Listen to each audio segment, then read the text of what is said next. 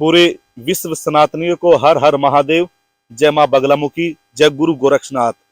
पहले पूरे विश्व सनातनियों को हम बताना चाहते हैं, जिस भूमि पर हम बैठे हुए हैं, अपने सत्यलोक आश्रम बेल्डा बुजुर्ग सहारनपुर उत्तर प्रदेश की धरा पे बैठे हैं।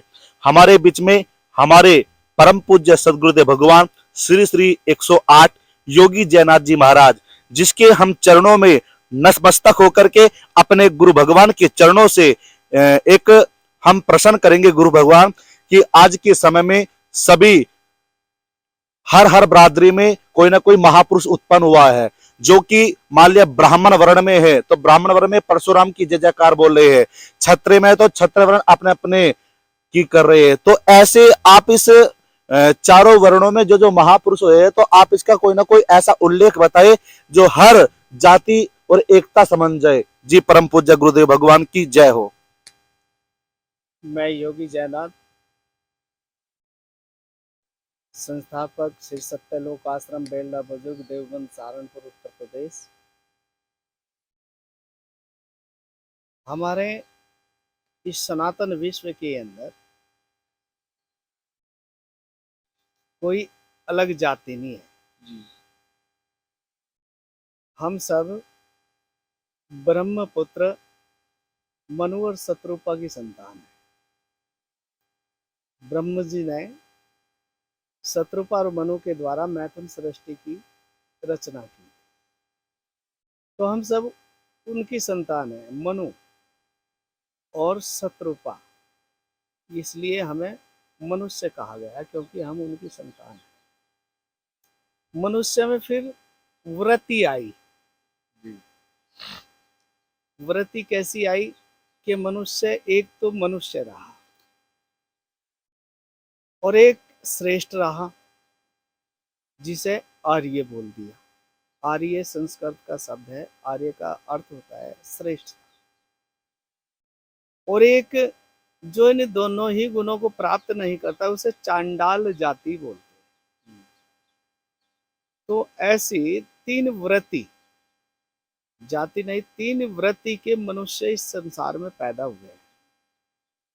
फिर धीरे धीरे सृष्टि आगे बढ़ी, तो कुछ लोग ऐसे रहे, किसी ने सृष्टि को सजोया है, किसी ने प्रकृति को सजोया है, किसी ने मनुष्यता को सजोया है।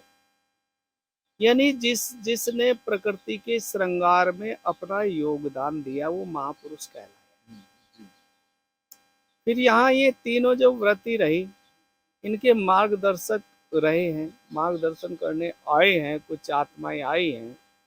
जैसे हम पूर्व काल में जाते हैं, प्रथम में आदिनाथ भोलेनाथ, भगवान ब्रह्मा और विष्णु, ये भी मार्गदर्शक रहे। और हमारे यहाँ परंपरा रही है, जो मार्गदर्शक रहता है उसे गुरु के स्वरूप में मानते हैं, और जो शिष्य होते हैं, जो गुरु बनाते हैं, वो गुरु को ही भगवान कहते हैं। और जब गुरु भगवान करते हैं, तो उससे आने वाली कुछ पीढ़ियाँ गुरु हटा देती हैं, भगवान का नाम दे देती है। तो भगवान का अर्थ है अपनी आने वाली जनरेशन के ऊपर अपनी असीम कृपा बरसाते रहना। जो असीम कृपा बरसाता है वही महापुरुष भगवान की नाई लगता है। क्योंकि संतान कैसी भी हो, माँ बाप के लिए वही प्रिय होती है, तो वो सब कुछ देता है, इसलिए वो देवता है। वो हमें सब कुछ दे के गया है, तो हमारा वही देवता है। वही देवता और वही महापुरुष हमारा प्रवर्तक बन जाता है आने वाली कुछ पीढ़ियों के बाद। जैसे अभी परशुराम जी की बात है, परशुराम जी ब्राह्मण नहीं थे। परशुराम जी ब्रह्म वर्ण में उत्पन्न हुए, इसलिए उन्हें ब्राह्मण कहते हैं। यानी वो ऋषि की संतान थे, स्वयं भी ऋषि थे। ऋषियों में संतई रही, संतोष रहा, नम्रता रहा, त्याग रहा है। तो ये मान लिया, कोई गुरु लोग आज भी बताते हैं कि कोई आपको डला मारे तो सहन करना उसको, और लड्डू समझना कि ये संसार हमारे ऊपर लड्डुओं की बारिश कर रहा है। और यदि कोई व्यक्ति डंडा मारे तो उसे बर्फी या केला समझ के शांत भाव से रहना और ग्रहण कर लेना। यदि इतनी सामर्थ्य आपके अंदर है तो आप संत हैं। तो परशुराम जी के हृदय में ये आया कि इसका अर्थ तो ये हुआ कि हम कायर हैं। जब हम सब संचार करते हैं, ऋषि लोग ही सृष्टि का संचार करते हैं, वो मार्गदर्शक भी हैं, और उनके साथ यदि अभद्रता होती है और वो सहन करते हैं तो कायर भी होंगे। ऐसा उनके मन में आया। और फिर दूसरी बात ये आई कि एक राजा हुए उस समय में, वो राजा क्षत्रिय था। राजा अक्षत्रिय होते ही थे क्योंकि वो राष्ट्र रक्षक होते थे। तो वो चांडाल वृत्ति का राजा हो गया और उसने उनकी माँ का उनके साथ में दुर्व्यवहार करा, और आज की भाषा में कही तो उसे बलात्कार भी बोलते हैं। तो परशुराम के जो पिताजी थे उन्होंने उसका त्याग किया मन से, अपनी पत्नी का, और परशुराम के हाथों से उसका मर्दन कराया। तो उसने जब मर्दन करने जा रहा था परशुराम, उसने 21 बार ऐसे हाथ मारा था कि मेरा क्या दोष है, मेरे साथ ऐसा अन्याय क्यों है। तो पिताजी की आज्ञा का पालन परशुराम ने किया, हत्या तो हुई, लेकिन उन्होंने ये संकल्प लिया, माँ जिस क्षत्रिय समाज ने तुम्हारे साथ ऐसा दुर्व्यवहार किया है, मैं किस बार ही उन्हें इस धरती से मुक्त कर दूंगा, उनका विनाश कर दूंगा। तो उस वंश को परशुराम जी ने 21 बार ध्वस्त किया। और जो परशुराम जी के गुरु जी थे वो कश्यप ऋषि थे। तो बार बार क्षत्रियों से हीन करके इस पृथ्वी को वो गुरु महाराज की दक्षिणा में उन्हें सौंप देते थे, ये पृथ्वी के आज से आप ही सम्राट हैं। ऋषि कश्यप जो थे वो बार बार नए क्षत्रियों को देते थे दान में, लो भाई, हमारा काम खेती बाड़ी या इसकी देख रेख करना नहीं, हमारा काम ब्रह्म की स्थापना करना, ब्रह्म का ज्ञान देना है, इसे आप चलाओ। परशुराम फिर करते थे ऐसे। ऐसे करते करते जब त्रेता युग आ जाता है, तो त्रेता युग में कुछ ऐसे राजा हुए हैं, जैसे जनक हुआ, दशरथ हुआ है, कि वे परशुराम जी का इतना आदर करते थे कि परशुराम जी अगर जो आके उन्हें ये कह दे कि 3 दिन सिंहासन पे नहीं बैठना, तो वो नहीं बैठते थे, क्योंकि वो इतने क्रोधित थे। विष्णु का क्रोध रूप था, क्रोध रूप था विष्णु जी का, जो परशुराम जी थे। क्या ऐसा लगता था यदि इनका कहा नहीं माना तो ये भस्म भी कर सकते। उनसे बड़ा शस्त्रधारी कोई नहीं रहा उस समय में, उनसे बड़ा दिव्य दृष्टा नहीं रहा है, उनसे बड़ा उधर्व रेत नहीं रहा है। उधर्व रेत थे वो, क्षण भर में वो गिरनार पर्वत चले जाते थे, क्षण भर में द्रोणगिरी चले जाते थे, कैलाश चले जाते थे, पूरी पृथ्वी का भ्रमण क्षण भर में कर लेते थे। इतने उधर्व रेत थे परशुराम जी। तो जो ब्राह्मण कहे गए हैं वे उन ऋषियों की संतान रहे हैं, जो उस समय में मार्गदर्शक रहे ऋषि लोग, और ऋषियों से ये सारी सृष्टि चली है। सप्त ऋषियों ने भी मैथुन सृष्टि की रचना की है।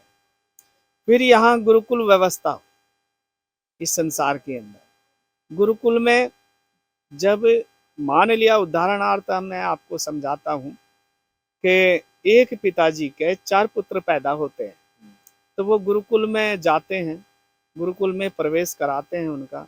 तो गुरुजी उन बच्चों के सामने 4 वस्तुएं रखते हैं। एक तरफ पुस्तक रखते हैं, कोई भी हमारा धर्म शास्त्र होता है उसको रखते हैं। दूसरी तरफ कृषि यंत्र कोई भी रखते हैं। तीसरी तरफ तलवार रखते हैं, और चौथी तरफ वो एक तराजू रख देते हैं। तो उन बच्चों को कहते हैं भाई एक चीज के हाथ लगा के आओ। तो बच्चा बचपन में जिस चीज को पसंद करके खेलता है उसी के लगाएगा हाथ वो। तो जो बच्चा पुस्तक के हाथ लगाता था उसे ब्रह्म का पूरा, शास्त्रों का पूरा ज्ञान और पठन पाठन कराया जाता, वो अध्यात्म का एक किस्म से प्रणेता हो जाता था। बाकी थोड़े थोड़े ज्ञान सभी देते थे। किसी ने तलवार के लगाया तो उसे वाणिज्य का काम, वैश्य वर्ण उसे दिया जाता था, और जो कृषि यंत्र के लगाया उसे शूद्र वर्ण देते थे, और जो तलवार के लगाता था उसे क्षत्रिय वर्ण देते थे। उसे रक्षा का काम सौंपते थे, तुझे रक्षा करनी सारे समाज की। जो शूद्र होता था कहते थे इसे सारे समाज को अन्न का भरण पोषण, इस समाज को क्या चाहिए वो तुम्हें देखना है। और जो वैश्य वर्ण होता था भाई कहीं कोई कमी नहीं आनी चाहिए, कहाँ से लाना है कहाँ देना है ये उसका काम था। ब्राह्मण का काम था उन तीनों का मार्गदर्शन करना, मार्गदर्शक बन के मार्गदर्शन करते रहना। तो ये हमारे प्रवर्तक इसलिए बने कि ये हमारे मार्गदर्शक रहे हैं। फिर धीरे धीरे धीरे धीरे जब हमारा द्वापर चला जाता है और द्वापर के बाद प्रथम चरण कलयुग का आता है, तो कलयुग राजा परीक्षित के समय में प्रवेश किया है। तो उस समय नौ नारायण नौ नाथों के रूप में अवतरित हुए। जैसे शेष नाग जी हैं, इन्होंने अचल अचंबे नाथ जी का जन्म लिया, और गणेश जी हैं, गज कंथर नाथ जी का अवतरण लिया। फिर आ जाते हैं माया मस्त, यानी मछली का अवतार, माया का अवतार जो वे वो दादा गुरु मस्तेंद्र नाथ जी हुए हैं। फिर आ जाते हैं चांद, चांद का अवतार जो होता है वो चौरंगी नाथ का अवतार होता है, जिन्हें आप पूरणमल के नाम से भी जानते हैं। पूरणमल जब साधु बने तो उनका नाम चौरंगी नाथ रह गया, क्योंकि गोरक्षनाथ जी को चौराहे पे जो कुआ था उसमें उसके हाथ पैर कटे पड़े थे, वहां मिले थे, और गुरु गोरक्षनाथ जी ने उन्हें सामर्थ्य किया, उनके हाथ पैर जोके तो किए, और फिर उन्हें नाथ संप्रदाय में दाखिल किया। फिर उसके बाद में आते हैं आदिनाथ। आदिनाथ ज्योति स्वरूप है, यानी सूर्य का अंश, सूर्य उनका अंश है, उस ज्योति स्वरूप आदिनाथ जी हैं। फिर आते हैं शिव, शिव के अवतार गुरु गोरक्षनाथ जी हुए। फिर आती है माता पार्वती, उनका उदयनाथ स्वरूप होता है। फिर आते हैं ब्रह्मा जी, सत्यनाथ उनका स्वरूप होता है। फिर आते हैं विष्णु जी, उनका संतोषनाथ स्वरूप होता है। इस तरह से नौ नारायण नवनाथ के रूप में इस कलयुग के प्रथम चरण में अवतरित हुए, और उनका सबका काम था कवित की रचना, कवित का गुणगान करना। क्योंकि कलयुग में शस्त्र की लड़ाई नहीं है, शस्त्र की लड़ाई से कोई विजय नहीं हो सकता कलयुग के अंदर। यहाँ कवित की रचना, शास्त्रों का पठन पाठन, शास्त्रों का अध्ययन करने से ही कलयुग का प्रभाव कम होता है। तो उन्होंने जैसे जैसे मार्गदर्शन दिया इस समाज को, तब भी वर्णवाद था, कोई जाति नहीं थी इस संसार में। 1344 में जब पृथ्वीराज चौहान दिल्ली के शासक चक्रवर्ती सम्राट हुए, तो वो हिंदुओं के आखिरी सम्राट थे। तो उस समय यहाँ गजनी आया व्यापार के लिए, फिर उन्होंने मोहम्मद गौरी को भेजा युद्ध के लिए। तो इस तरह से आक्रांता यहाँ आने शुरू हुए, और उन्होंने सबसे पहले छोटे छोटे राज्यों पे अपना धावा बोला, रण किया, और छोटे छोटे राजाओं को परास्त किया, उनकी सेना को अपने में विलय करके सेना का विस्तार करते चले गए। वे जिसको गुलाम बनाते थे और जो उसे काम देते थे वही उसे नाम देते थे, और धीरे धीरे उसने जाति का स्वरूप धारण कर लिया। जैसे कि हम जाते हैं कि मुगलों के साथ में जब आक्रमण हुआ, युद्ध हुआ, तो ये जो उत्तर भारत है, एक दक्षिण भारत है, एक उत्तर भारत। उत्तर भारत में मुगलों का युद्ध हुआ, और यहाँ के राजाओं को उन्होंने परास्त किया, और इस उत्तर भारत में ज्यादा से ज्यादा संख्या में हिंदुओं को मुसलमान बनाया गया, यानी सनातनियों को मुसलमान बनाया गया। तो गुजरात और राजस्थान, अरावली पर्वत जो दिल्ली से समुद्र तक जाता है, अरावली पर्वत की श्रृंखला के और शिवालिक क्षेत्र की श्रृंखला के जो क्षत्रिय थे, उन्होंने कहा भाई ये तो पूरे भारत पे धावा बोलेंगे, रण करेंगे, और फिर अपना आधिपत्य स्थापित कर लेंगे, क्यों ना इनके साथ युद्ध किया जाए। दक्षिण में वो पहुंच नहीं पाए थे मुगल। दक्षिण में अभी भी ज्यादातर राज्य जो हैं वो जो के तो हैं, सनातन के आधार पे हैं, मंदिर भी वैसे ही हैं जैसे विराट पहले होते थे। तो यहाँ उस क्षेत्र के जो क्षत्रिय आए तो उन्हें उनके नाम से जाना गया। जैसे अब कोई पाकिस्तान से आए किसी भी जाति का, उसे पाकिस्तानी बोलते हैं, अमेरिका से आ जाए उसे अंग्रेज बोलते हैं या अमेरिकन बोलते हैं। तो इस तरह की यहाँ परंपरा रही, रूढ़िवादिता खामोखा की रही है, जिसका कोई लेन देन नहीं रहा। तो गुजरात से जो क्षत्रिय आए थे, यानी राजा आए थे मुगलों को परास्त करने के लिए, और वो यहाँ के बसे, जैसे जैसे उन्होंने मुगलों को परास्त किया, अपना आधिपत्य स्थापित किया। राजस्थान के क्षत्रिय आए, उन्होंने अपना आधिपत्य स्थापित किया। अरावली पर्वत के आए, उन्होंने अपना आधिपत्य स्थापित किया, और शिवालिक क्षेत्र से आए, उन्होंने अपना किया। तो जो राजस्थान से आए उन्हें राजपुत्र कहा गया है, आज की भाषा में राजपूत उन्हें बोलते हैं। जबकि वो क्षत्रिय हैं। गुजरात से जो क्षत्रिय आए उन्हें गुजर बोल दिया, और जो अरावली पर्वत की श्रृंखलाओं से क्षत्रिय है उन्हें अहीर बोल दिया, और जो शिवालिक क्षेत्र की श्रृंखलाओं से अक्षत्रिय आए वो अपना प्रवर्तक वीरभद्र को मानते थे, और वीरभद्र भगवान शिव की जटा से उत्पन्न हुए थे, तो इसलिए उन्हें जाट कहना शुरू किया। जी। इसी तरह से एक उदाहरण मैं और देता हूँ। हमारे यहाँ जो हरिजन जाति है जिसे चमार के नाम से जाना जाता है, तो चमार कोई क्षुद्र जाति नहीं थी। हमारे पश्चिम में राज्य चमर वंश का हुआ करता था, तो वहाँ का एक राजा सा था चमरसेन। उस समय सिकंदर लोधी वो दिल्ली का शासक हुआ करता था। उसने बहुत बड़ा युद्ध छेड़ रखा था हिंदुओं के खिलाफ और मुसलमान बनाता जा रहा था। तो उसने राजा चमरसेन के साथ युद्ध किया, उसे परास्त किया। उसके साथ जितने लोग थे उन्हें गुलाम बना के उन्हें चमड़े का काम दिया क्योंकि सिकंदर लोधी से पहले भारत में चमड़े का काम नहीं था और यहाँ के पशुओं को दाबा जाता था जिससे कि बदबू भी ना होए, उनका उद्धार भी हो जाए। तो वो उनने कहा ये पशु व्यर्थ जाते हैं, इन पशुओं से जो चमड़ा है उसे उतरवाएंगे इन लोगों से और इसे विदेश में भेजेंगे जिससे काफी आमदनी होगी। तो उन्हें चर्मकार कहा। आज की भाषा में ये खुद अपने आप को चमार बोलते हैं, जबकि ये चमार नहीं है, ना चर्मकार है, ये पूर्व के अक्षत्रिय है। अच्छा, ये गरीब क्यों हुए? क्योंकि युद्ध बहुत समय तक लड़ा, सब कुछ इनका मुगलों ने छीना और फिर इनके साथ एक परंपरा चलाई जैसे कि धोती घुटने से नीचे नहीं पहनना, और उनकी मनसा मुगलों की ऐसी रही कि जैसे ये चलते थे तो इनके पीछे वो झाड़ बांध देते थे कि इनके ये तो रहे ना रहे, इनके पैरों के निशान भी नहीं रहने चाहिए।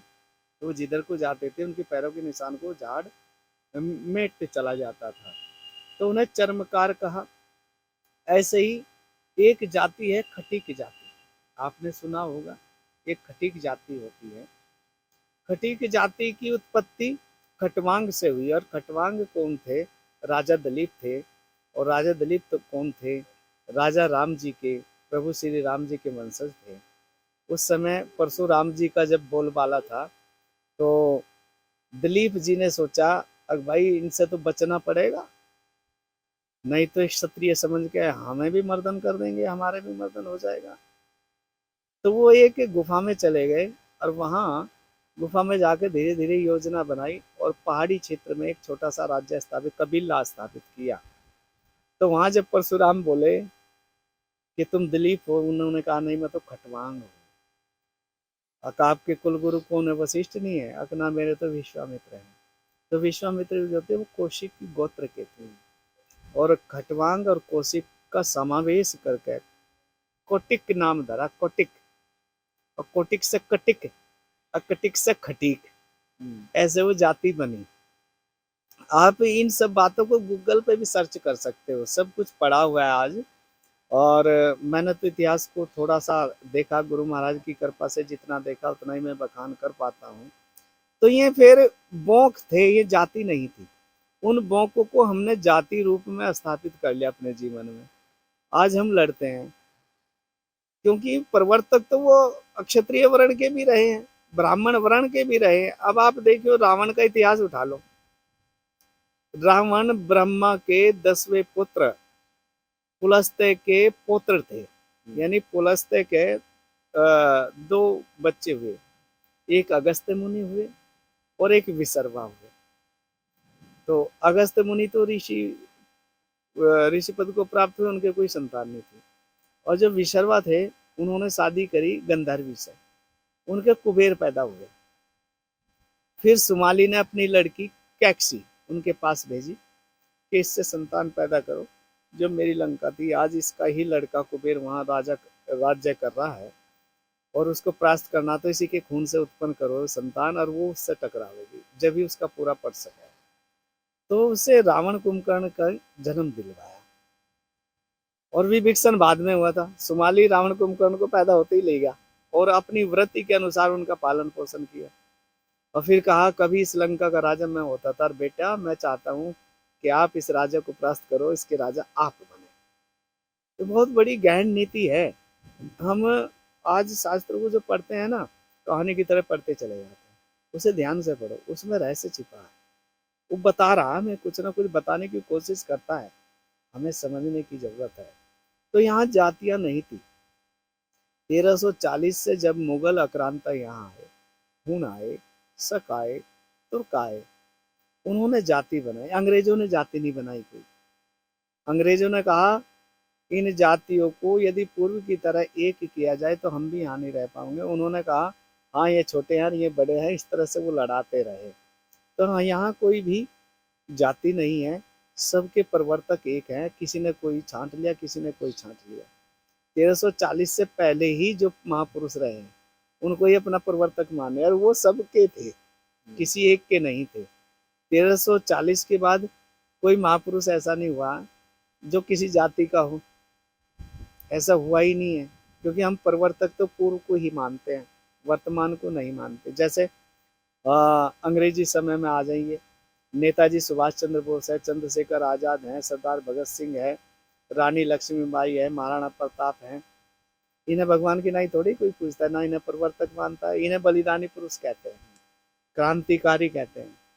तो 1340 से पहली जाति नहीं है, और 1340 से लेके और अंग्रेजी काल के पहले तक जो समय रहा, मुगलों ने ये जाति बनाई है। मुगलों ने ही हमारे में भिड़ंत किया है, नहीं तो हमारा जन्मदाता भी एक है, हमारी माई भी एक है। और ये एक अटल सत्य और मैं आपको बताता हूँ। हमारे यहाँ एक आपने शास्त्रों में देखा होगा 88,000 ऋषि बताते, उनसे पहले 7 ऋषि बताते हैं। तो इस पृथ्वी के 7 खंड है, और 88,000 उन ऋषियों ने पैदा की थी संतान।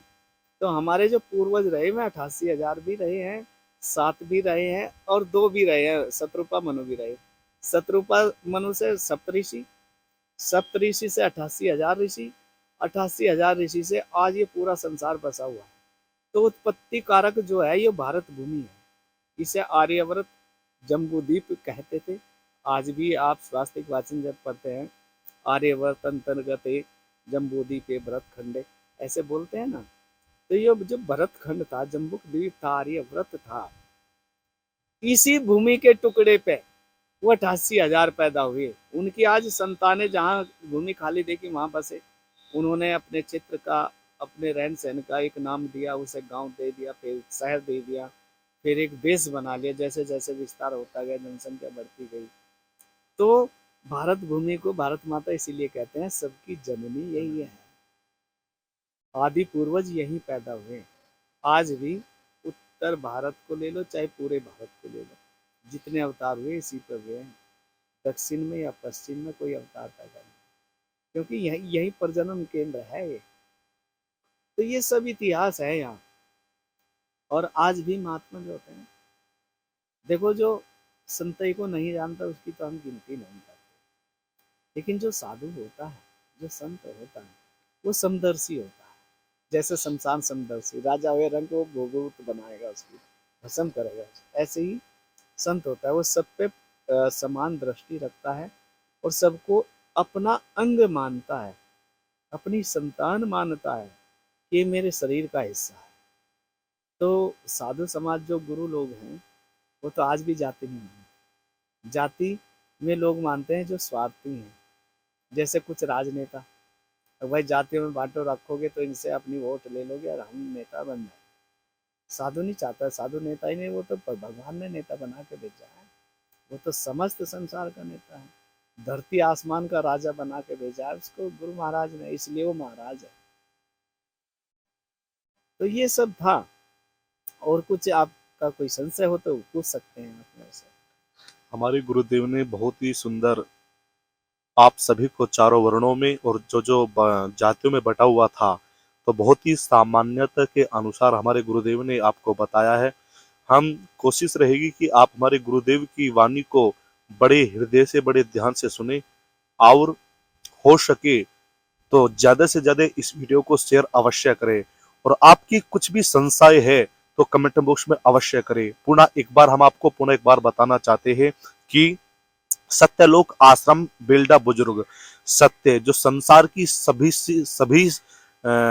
संपूर्ण जो सत्य है, और लोक माने कल्याण करना, और आश्रम माने हम सब मिलकर के, अर्थात आश्रम में आकर के सत्य मार्ग को दिखाना और उस मनुष्य का कल्याण, उसी को कहते हैं सत्यलोक आश्रम। तो आइए इस आश्रम में आपका वेलकम है, स्वागत है। और यहाँ भव्य बाबा गुरु गोरक्षनाथ और माँ बगलामुखी का दिव्य भी दरबार लगता है, और यहाँ सभी समस्याओं का निवारण होता है। और चाहे वो रोग से हो, चाहे वो बाधाओं से हो, चाहे वो किसी भी प्रकार की इच्छाएं से हो, आइए आप सबका वेलकम है। और गुरु महाराज के चरणों से पुनः स्तुति और प्रार्थना है, आप गुरु भगवान के चरणों से जुड़े, हो सके तो गुरु भगवान से दीक्षांत पूर्ण होकर के अपना अपना कल्याण करे। सदगुरुदेव भगवान की जय हो।